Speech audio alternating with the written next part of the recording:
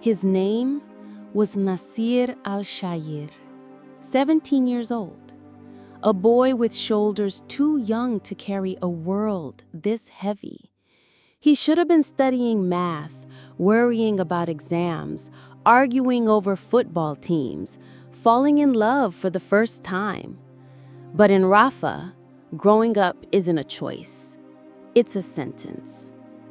The day began like so many others in Gaza, with dust hanging in the morning light like a veil between life and loss.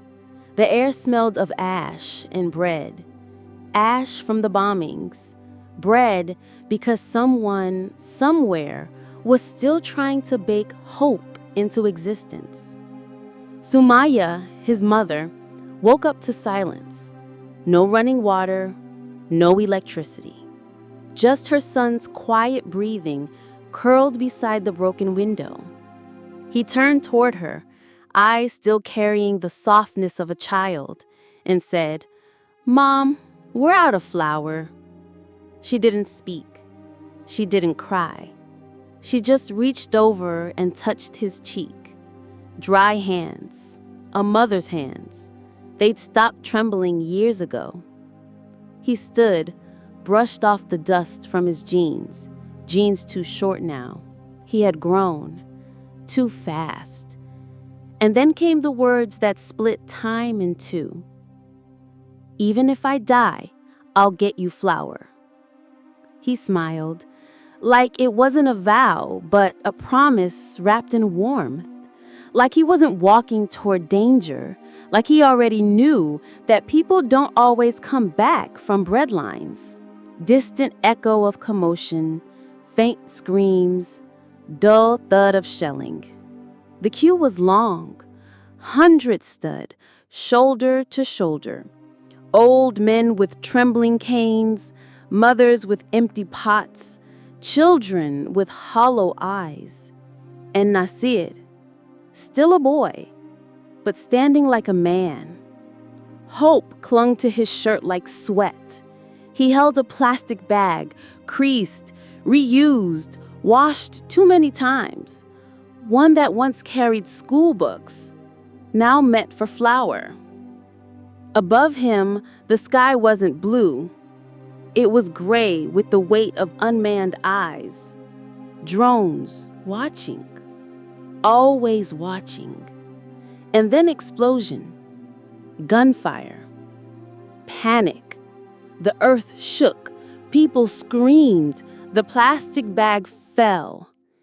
It fluttered once, like a wing torn from a bird, and landed beside a broken sandal. He didn't scream. He just fell.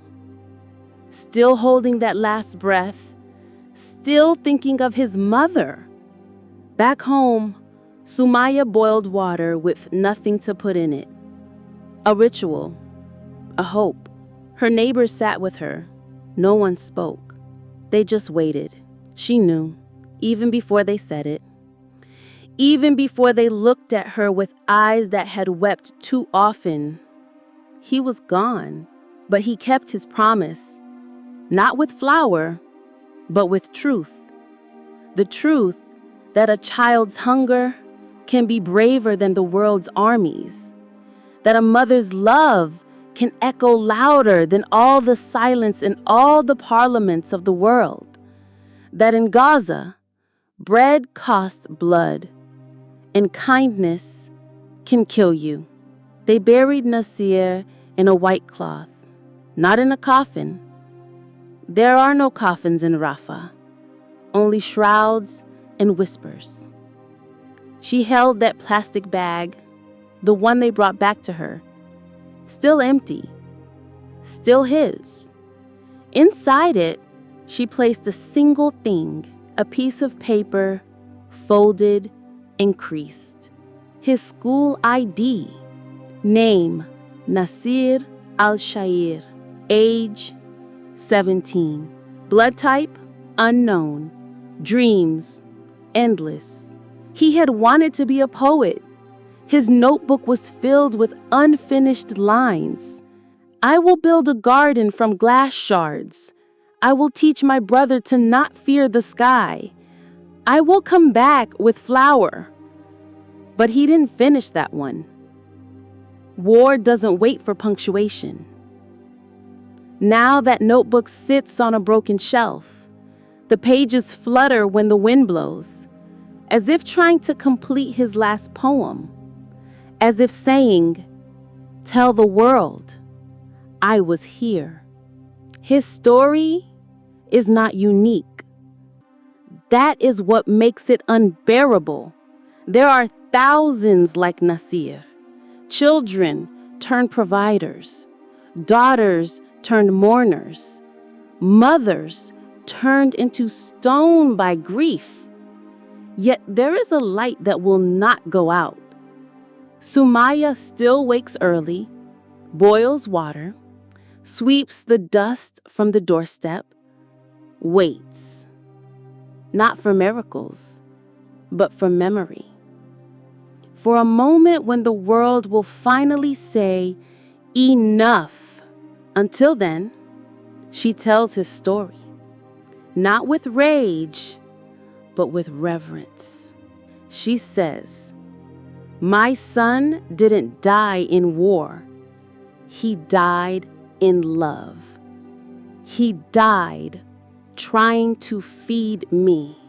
His name was Nasir al-Sha'er. He was 17.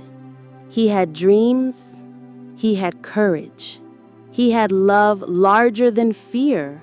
And he died carrying an empty bag, filled with promise, heavy with truth.